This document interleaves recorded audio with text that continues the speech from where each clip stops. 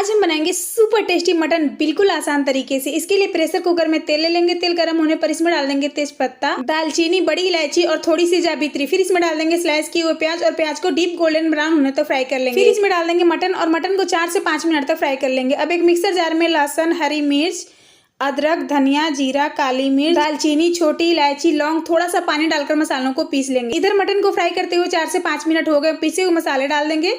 हल्दी पाउडर, लाल मिर्च पाउडर और स्वाद अनुसार नमक डालकर अच्छे से मिक्स कर लेंगे और 5 से 7 मिनट मसालों को भून लेंगे।